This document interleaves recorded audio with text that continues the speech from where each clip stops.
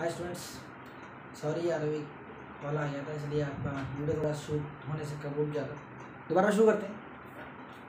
तो हम लोग थे कि हमने एक एजम्पशन मान ली थी कि let R be a relation in set A where R belongs to A cross A and A belongs to A is relation with A. इस ए को मैंने माना 1 2 3 एंड 4। हम पढ़ रहे हैं टाइप्स ऑफ रिलेशन। रिलेशन कितने तरह के? The first one is the null और वॉइड रिलेशन। कि नल और वॉइड रिलेशन का मतलब क्या है? ध्यान समझो कि आप इसके नाम से ही समझ सकते हैं कि नल और वॉइड रिलेशन। नल का मतलब होता है कि देयर इज नो नथिंग। नल का मतलब होता है कुछ नहीं। वॉइड मतलब खाली। ये तो होता है। नल का मतलब होता है कुछ नहीं और वॉइड का मतलब होता है खाली। जब दो सेट के बीच में कोई रिलेशन ही ना बने या दोनों सेट के बीच में चीज़ें खाली पड़ी हों या there is nothing between the set A and set B, तो उसे हम लोग कहते हैं नल रिलेशन। कि मतलब उन दोनों के बीच में कोई रिलेशन ही ना बन रहा हो। क्या वीडियो एकदम सही आ रही है? या बिल्कुल ठीक आ रही है। तो नल और वॉइड रिलेशन का मतलब होता है कि जब सेट ए और सेट बी में कोई लिंकेज ही ना बने। जैसे कि मान लो मैं आपको एग्जांपल देता हूँ। मैंने माना कि रिलेशन दे रखा है ए एंड बी वेयर, जहाँ पर students b is equals to a plus 1 where a belongs to a and b belongs to a। अब ये रिलेशन जो है आपका नल रिलेशन, कैसे वो हम समझें। मैंने आपको बताया कि आपको लिख के दिया और आपको बोला कि ये जो रिलेशन है वो एक नल रिलेशन है। लेकिन नल रिलेशन है तो है कैसे, उसको समझते हैं। मैंने आपसे कहा था कि यदि किसी बच्चे को पूरा एग्जाम्पल समझ में ना आ रहा हो, अभी सिर्फ ये चीज़ पकड़े और बस बाकी सब छोड़ दो। इस कंडीशन को पकड़िए। इस कंडीशन के हिसाब से यहाँ पर जो आप ए की वैल्यू रखेंगे वो सेट ए से आएगी और बी की जो वैल्यू रखेंगे वो भी आपकी किससे आएगी? सेट ए से आएगी। मान लो मैंने सेट ए से रखी ए की वैल्यू 1, तो बी की वैल्यू कितनी आएगी? 6। अब एक बात का, जो बी की वैल्यू है वो सेट ए से ही आएगी ना, मतलब वो भी 1 2 3 4 में से ही होगी। बात समझ रहे हो? मतलब वो भी किस में से होगी? 1 2 3 4। बात समझो। मैंने आपसे कहा कि जो सेट ए की वैल्यू है, जो ए की वैल्यू है वो सेट ए से आएगी। मतलब ए की जितनी भी वैल्यूज होंगी वो सेट ए से ही आनी चाहिए। उसके बाद जो ए की वैल्यू रखने पे जो बी की वैल्यू आएगी वो भी सेट ए से ही आएगी, मतलब वो भी 1 2 3 4 में से ही होनी चाहिए। लेकिन यहाँ पर जब मैंने ए की वैल्यू 1 रखी तो बी की वैल्यू क्या आ रही है? 6, जो कि सेट ए में है ही नहीं। बात समझ रहे हो?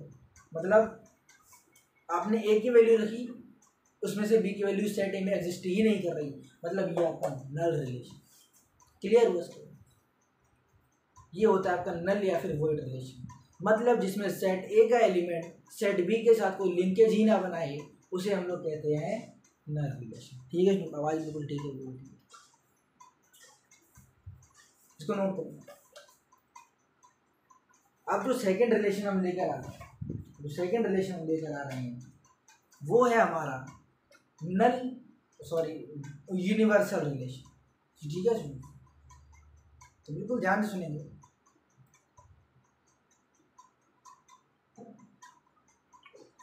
यूनिवर्सल रिलेशन का मतलब क्या है? जो आपका नल रिलेशन है वो क्या कहता है? नल रिलेशन क्या कहता है कि सेट ए का हर एलिमेंट सेट बी के हर एलिमेंट से लिंकेज करेगा। सॉरी, सेट ए का एलिमेंट सेट बी से लिंकेज ही नहीं करेगा, वो आपका नल रिलेशन कहता है। ये हमें दिखा था यहाँ पर कि ए की वैल्यू रखने पर बी की वैल्यू एग्जिस्ट ही नहीं कर रही सिस्टम में, उसे हम लोग कहते हैं null relation. Second is the universal relation, जो हमारा बोलता है कि सेट ए का हर एक एलिमेंट सेट बी के हर एक एलिमेंट से लिंक करेगा। कि मतलब ए की वैल्यू रखने पर उस सिस्टम में रिलेशन में बी की वैल्यू भी एग्जिस्ट करेगी। कैसे करेगी वो एग्जांपल के थ्रू हम समझेंगे। ठीक है? ध्यान समझ, एक ही वैल्यू लिखी हमने, एक ही वैल्यू हमने क्या मानी है 1 2 3 4, ये ध्यान समझना, ठीक है। सेकंड पढ़ रहे हैं हम यूनिवर्सल रिलेशन, बिल्कुल ध्यान से समझें, कहीं भी यूनिवर्सल रिलेशन। यूनिवर्सल रिलेशन कहता है कि सेट ए का जो एलिमेंट है वो सेट बी के साथ, सेट ए का हर एलिमेंट सेट बी से क्या करेगा, लिंक करेगा, लिंक करेगा या रिलेट करेगा। ये जो सेट ए का हर एलिमेंट है वो सेट बी के हर एलिमेंट से लिंक करेगा, ये हमारा यूनिवर्सल रिलेशन है। इस यूनिवर्सल रिलेशन का एग्जांपल लेते हैं, जैसे मैंने माना relation A and B, that is A modulus, modulus में A minus B is always greater than 0 where A belongs to A and B belongs to. बड़ी चीज आ गई, मैंने कहा था कि जिस बच्चे को समझ में ना आया बस ये चीज़ पकड़ी, ये और ये कंडीशन पढ़िए। देखिए अब इसको समझने से पहले आपको एक बात बतानी चाहिए कि मॉडुलस में नेगेटिव वैल्यू भी पॉजिटिव हो जाए, पता है ना। अगर मैं मॉडुलस में लिखूँ -4 तो वो आपको बाहर आके 4 ही होगा। मॉडुलस के अंदर कोई भी चीज़ नेगेटिव नहीं रहती, हमेशा पॉजिटिव होगा। सेट ए का वैल्यू आती 1 2 3। अगर मैं इस कंडीशन को पकड़ूँ, इस कंडीशन को पकड़ूँ और इसको फॉलो करूँ, that is greater than equal to 0। मान लो मैंने ए की वैल्यू क्या मानी 1, ए की वैल्यू 1 मानने पर और बी की वैल्यू मैंने क्या मानी 1, तो क्या ये ग्रेटर देन इक्वल टू 0 आएगा? 1 में से 1 गए 0, हाँ जी, कंडीशन सेटिस्फाइड है। 0 is greater than 0, 0 is greater than equal to 0, equal to 2 था ना, एक कंडीशन सेटिस्फाइड है। तो ये हमारे सिस्टम में एग्जिस्ट कर रही है, तो ये हमारे सिस्टम में एग्जिस्ट तो नहीं कर रही लेकिन इस कंडीशन को सेटिस्फाई कर रही है। दूसरा, ए की वैल्यू मैंने क्या मानी 2 और बी की वैल्यू क्या मानी मैंने 4, सिस्टम में एग्जिस्ट कर रही है, सिस्टम में एग्जिस्ट कर रही है। ए की वैल्यू 2, सेट ए में 2 है, बात समझ रही है। ए बी की वैल्यू 4, सेट ए में 4 भी है, मतलब दोनों वैल्यूज सिस्टम में एग्जिस्ट कर रही हैं। लेकिन क्या ये वैल्यूज कंडीशन को सेटिस्फाइड करेंगी, वो देखते हैं। Modulus A minus B is greater than equal to 0। हम क्या कर रहे हैं, हम एक तरफ तो ए की वैल्यू ले रहे हैं, पहले हम एक एक स्टेप लेकर चल, ए की वैल्यू रखी, फिर देखते हैं क्या वो ए की वैल्यू, जो ए की वैल्यू है वो पुट करने पर बी की वैल्यू जो आएगी क्या वो सिस्टम में एग्जिस्ट कर रही है, अगर कर रही है तो आपका सिस्टम सेटिस्फाइड है। फिर ए और बी दोनों की वैल्यू रखने पर क्या वो इस कंडीशन सेटिस्फाइड कर रहे हैं, वो भी हम दोनों चीज़ें चेक करें। ए माइनस बी, माना मैंने ए की वैल्यू 2 और बी की value 4 is greater than equal to 0, 2 minus 4 -2 model से बाहर आएगा तो 2 इज ग्रेटर देन 0, ये भी कंडीशन सेटिस्फाइड। मतलब ये आपको क्या हो गया, यूनिवर्सल रिलेशन कि सेट ए का हर एलिमेंट रिलेटेड है किससे, सेट बी से। तो सेट ए का हर एलिमेंट किससे रिलेटेड है, सेट बी से। अगर आप ए की वैल्यू 2 लेंगे तो बी की वैल्यू 4 रखने पर ये सिस्टम सेटिस्फाइड है, तो ये कंडीशन भी सेटिस्फाइड है, और इसलिए हमारा क्या है, यूनिवर्सल रिलेशन। मतलब सेट ए का एलिमेंट सेट बी से लिंक कर रहा है, इसको नोट करें। अब जो तीसरा रिलेशन हम ले रहे हैं, तो तीसरा रिलेशन हम ले रहे हैं वो क्लास है हमारा identity relation. The third relation is the identity relation. Identity से आप नाम से समझ सकते हैं। आइडेंटिटी जैसे क्वेश्चन आता है आइडेंटिफाई दिस, तो आइडेंटिटी का मतलब होता है, आइडेंटिटी का मतलब होता है कि सेम हम बोलते हैं ना, दे बोथ आर आइडेंटिकल, मतलब दोनों सेम जैसे हैं। आइडेंटिकल का मतलब क्या होता है, सेम। जो आइडेंटिटी वर्ड है वो आइडेंटिकल से आया है, आइडेंटिटी का मतलब होता है सेम। तो हम तीसरा जो रिलेशन ले रहे हैं दैट इज आइडेंटिटी रिलेशन। बात समझ आई?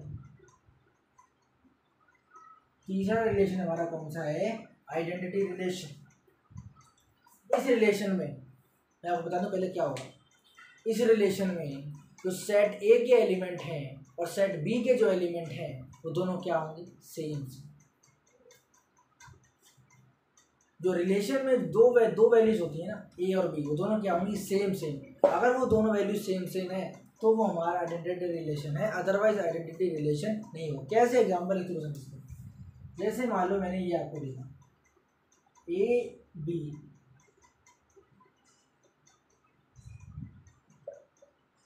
where A belongs to A, where A belongs to, बात समझो, ये रिलेशन, यहाँ पर दोनों वैल्यू क्या होंगी, सेम। जैसे मान लो अब मैं ए की वैल्यू 1 रख रहा हूँ, यहाँ पर 1 तो यहाँ पर भी 1, ये दोनों क्या है 1।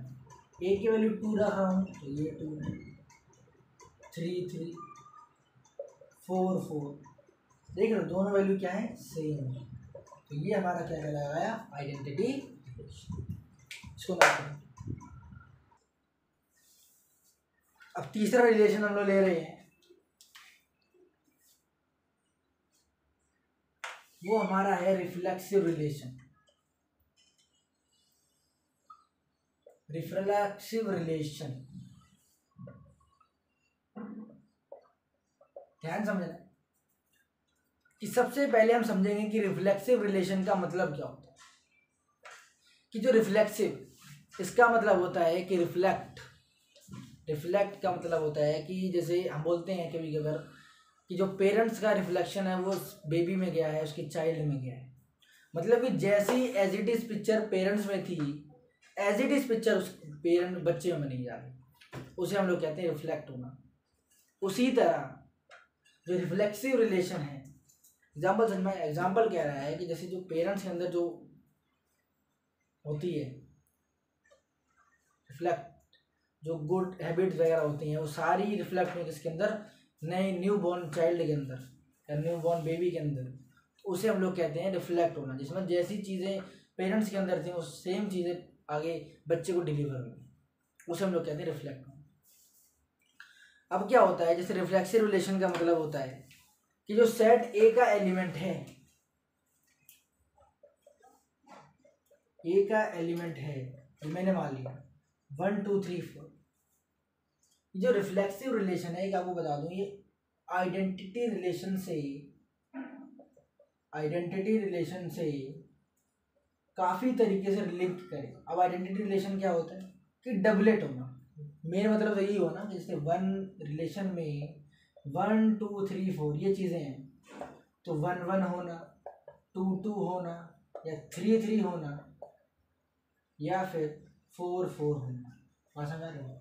मतलब ये 4 एलिमेंट में से यदि कोई एक भी एलिमेंट का डुप्लेट मिल जाए तो वो हमारा आइडेंटिटी रिलेशन होगा। मेरी बात तो ध्यान सुनेंगे कि अगर किसी एक भी एलिमेंट का डुप्लेट मिल गया तो वो हमारा आइडेंटिटी रिलेशन कहलाएगा। अब रिफ्लेक्सिव रिलेशन में थोड़ा सा डिफरेंस होता है, बाकी सब सेम होता है। कि मैंने आपको बताई थी जो पेरेंट्स की हैबिट्स थी